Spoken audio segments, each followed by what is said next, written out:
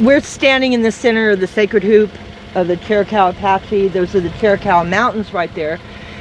They cannot touch the water in the Chiricahua National Monument. It's protected. I live 2 miles outside of that boundary, and that's where they are. They're right behind me, taking the water from the ancient watershed of the Turkey Creek right now.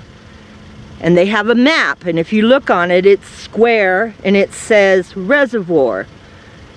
It's in my backyard. I live on Turkey Creek, and then right behind, north of me, they're taking all the water and planning on piping it to Wilcox, down to Elfrida. It will kill Turkey Creek. And every hydrologist and every geologist knows that that's what's going to go on. Yeah, these are all new wells. There's hundreds of them, hundreds of new wells. This is, on this side too, all belongs to them. This all belongs to them. And as far as I can see, this is all theirs. The street I'm going to take you on, Riverview dropped 25 million recorded in one day on this street. This is Riverview's here, all those. And they just put new gravel on that road.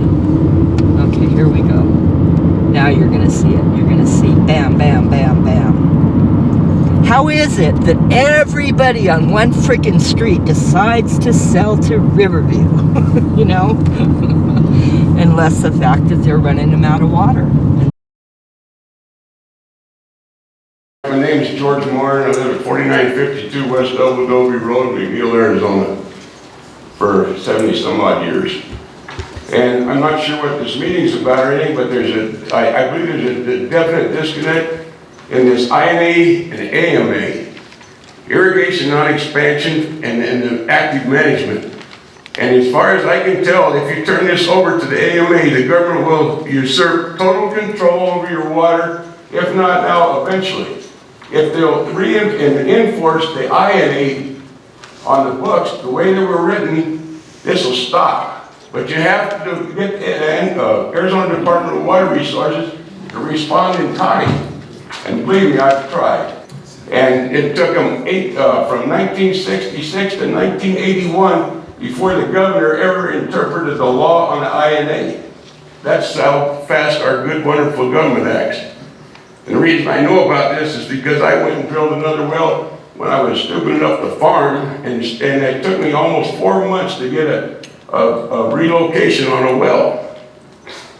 And that's what I'm really, I do not believe the AMA is in our benefits whatsoever, because that will ensure them to put meters on your well at their discretion. Arizona Geological Survey reports persistent subsidence, the worst in the state.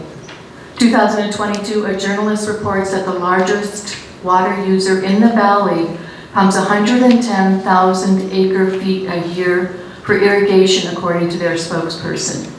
This is the amount Tucson Water Utility delivers annually. As I signed the AMA petition, a signature that I now wish I could take back, I was led to believe prior to signing the petition that it would limit the water that their dairy is pumping, but it would not affect our vineyards and small farmers. After attending the ADWR meeting, I found out this is not true. It not only allows the dairy's water consumption to be grandfathered, but it allows anyone who irrigates over 2 acres to be affected.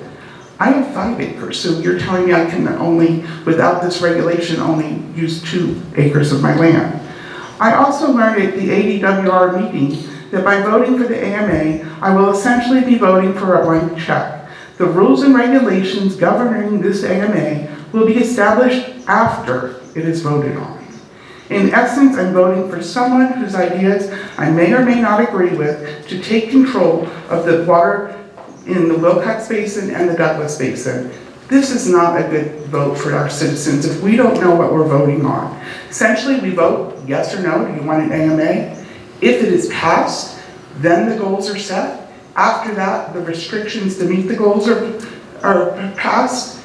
That is not an effective and responsible solution for citizens to be voting on. Enacted management area designation does not have an inherent conservation measures, nor does it help implement conservation in any form. Management goals and plans are not defined until after the measure is adopted, and the local groundwater users advisory council has no decision-making authority. It is not the first, best, or only solution available. An AMA will result in loss of local control of our water, cannot be revoked, and creates the possibility of interbasin transfer from the valley to metropolitan areas like Tucson or Phoenix. It will force smaller farmers out of business and have detrimental effects on local businesses and our communities' economies. So what I heard was some compelling arguments against, but some things I didn't know was, one, and this is what Victoria Sky's been saying, that Riverview and those huge dairies that are already there will be grandfathered in. In other words, this is not going to have any effect on those huge dairies that are responsible for pumping most of the groundwater and have the 2,000-foot wells. The other thing was that an active management area is not under local control. And you heard people in there not trusting our government, which is probably apt. I'm not for big government control because I myself believe the government is controlled by the corporations. Absolutely. And who has control of the water now? Who does? Is the corporations. There is a conundrum here. And after the AMAs are passed, which I hope they are, our struggle really begins. Our struggle begins because we need to control that government entity. We need to get on the governing board. We need to make the rules about big ag, how deep, how much water. There's no question that big ag, the industrial agriculture industry is moving into the valley. Huge numbers of nut orchards, huge. The INA hasn't stopped that, unfortunately. Right. I certainly believe local government is far superior to any larger government. I completely agree. So my position is vote these AMAs in. It's a statement. That's why they're fighting so hard against us. Right. Why are they fighting so hard against us?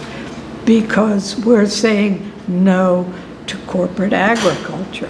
So what they brought up is that there's no rules in this AMA. We perform it and then we find out what the AMA actually, active management area, actually does after. And you're saying, well, then our fight really begins. We need to get our local people on the board because there will be a board that's making the actual rules. We're just a few small people with no money. What is to stop them, as they have done all across this nation, controlling the board and controlling the laws? The AMA is a beginning. It's just a step. And now we need to move together with all of us who see the water problem. And I'm not opposed to Sonia Gasho's farm. I'm not opposed to Heather Floyd. I'm not opposed to George Moran. I'm opposed to corporate agriculture and corporate government.